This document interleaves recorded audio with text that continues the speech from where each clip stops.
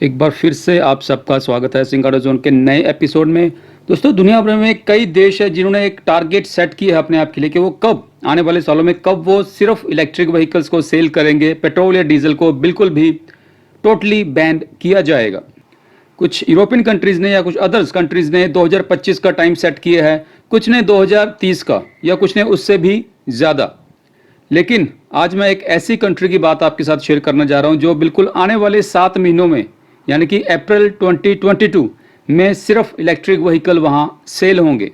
और साथ में हम उन रीज़न पर भी बात करेंगे, थोड़ा केस स्टडी करेंगे क्या रीज़न है कि ये कंट्री इतनी जल्दी इस टारगेट को अचीव कर पाई है। तो ओवरऑल इम्पोर्टेंट रहेगा अपडेट, काफ़ी हेल्थी डिस्कशन रहेगी हमारी ओवरऑल। तो वीडियो को पूरा ज़रूर देखिएगा। अगर इन्फॉर्मेटिव लगी हो तो बिल्कुल चैनल को सब्सक्राइब कीजिए और इस वीडियो को शेयर एंड लाइक ज़रूर कीजिएगा।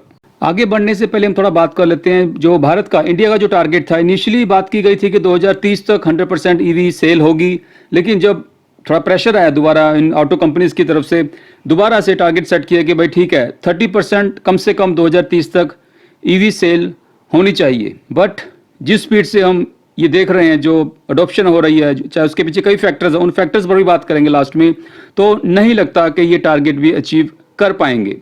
अब हम बात करते हैं उस कंट्री की। दोस्तों, वो कोई बहुत बड़ा देश नहीं है, एक छोटी एक एवरेज साइज का कंट्री है, यूरोपियन कंट्री स्मॉल, जिसका नाम है नॉर्वे। नॉर्वे से जुड़े कुछ अपडेट मैं पहले भी आपके साथ शेयर कर चुका हूं, अगर आप रेगुलर मेरी वीडियोस देख रहे हैं।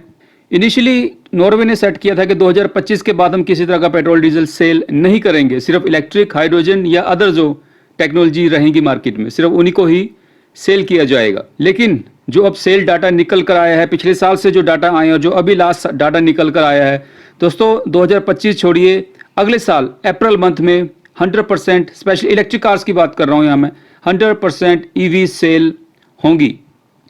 इस साल के शुरू में तकरीबन 60% ईवी सेल रही थी, आउट ऑफ टोटल 100 हम कह सकते हैं कि 65 इलेक्ट्रिक व्हीकल्स थी। और लास्ट में जो डाटा आया दोस्तों, मोर देन 85% ईवी सेल हुई है। इस हिसाब से वहाँ की गवर्नमेंट का मानना है कि बिल्कुल के अगले 7 महीनों में काफ़ी ज़्यादा उन्होंने पुश किया है और इंसेंटिव नहीं दिए हैं इस चीज़ को, और ताकि अडोप्शन ज़्यादा हो। दोस्तों, अगले आने वाले 7 महीनों में यानी कि अप्रैल 2022 तक सिर्फ ईवी सेल होंगी। और लास्ट मंथ जो टोटल जो टॉप 15 जो ईवी कार्स की सेल थी, उन 15 में से 14 प्योर इलेक्ट्रिक थी। सिर्फ एक गाड़ी प्लग इन हाइब्रिड इसमें शामिल था।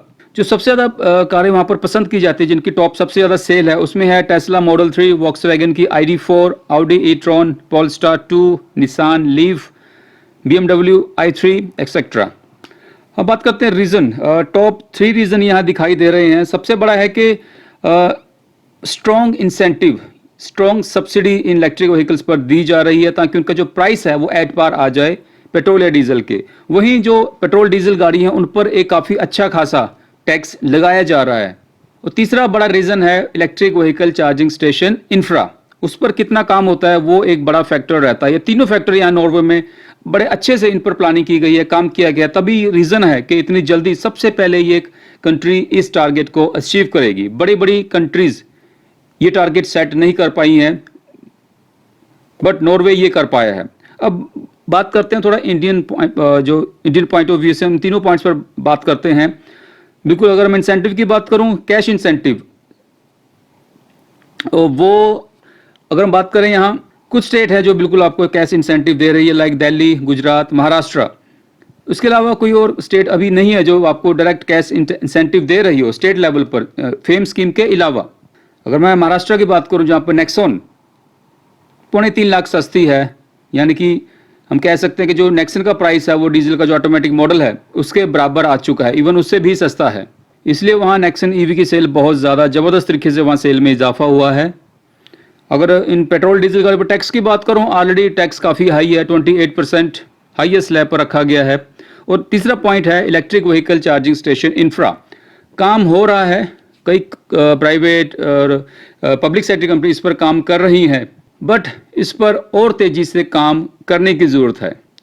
बड़े बड़े शहरों में हमें चार्जिंग इंफ्रा दिखाई रहा है, बट छोटे शहरों की बात करूं वहाँ पर चार्जिंग इंफ्रा नहीं है।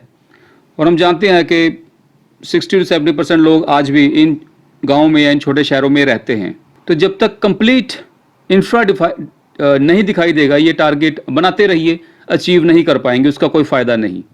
अगर मैं अपनी बात करूं, जो मैं नेक्सॉन इलेक्ट्रिक एसयूवी यूज़ कर रहा हूं, जिसका नाम हमने मिलकर बिल्कुल बिजली रखा है, अगर मैं बिजली की बात करूं, मैं बिल्कुल सेटिस्फाई हूं। शुरू में थोड़ा लगा था कि यार ज़्यादा है, तकरीबन डीजल ऑटोमेटिक से तकरीबन 2.5 लाख ज़्यादा था प्राइस इसका, बट स्टिल जिस हिसाब से मेरी रनिंग है और मैं देख रहा हूँ कि ज़्यादा नहीं, 1.5 से पौने 2 साल में मेरे वो पैसे कवर हो जाएंगे। उसके बाद आगे वाले टाइम में बिल्कुल मैं वो मेरी नेट सेविंग रहेगी। उम्मीद है बाकी स्टेट्स भी इस कैश सब्सिडी पर काम करें, कम से कम अगर 1.5 लाख का इंसेंटिव मिलता है वो बहुत बड़ी बात है दोस्तों, बड़ा फर्क पड़ता है इस चीज़ से। रजिस्ट्रेशन तकरीबन कुछ स्टेट्स को छोड़कर बिल्कुल जो आरसी का खर्चा है रजिस्ट्रेशन का वो ज़ीरो है, कहीं पर कुछ माइनर सा रखा गया है, बट स्टिल ये कंप्लीट ज़ीरो होना चाहिए। अगर हर स्टेट कम से कम 1.5 लाख की भी सब्सिडी देती है तो मैं मानता हूँ कि ये पॉसिबल होगा कि बिल्कुल जो हम टारगेट रखा है 2030 तक 30% पॉसिबल हो पाएगा। बट अभी जो सिनेरियो हम देख रहे हैं, जो हमारे सामने जो अभी जो डाटा निकल कर आ रहा है, जो न्यूज़ अपडेट निकल कर आ रही है, उससे तो नहीं लगता।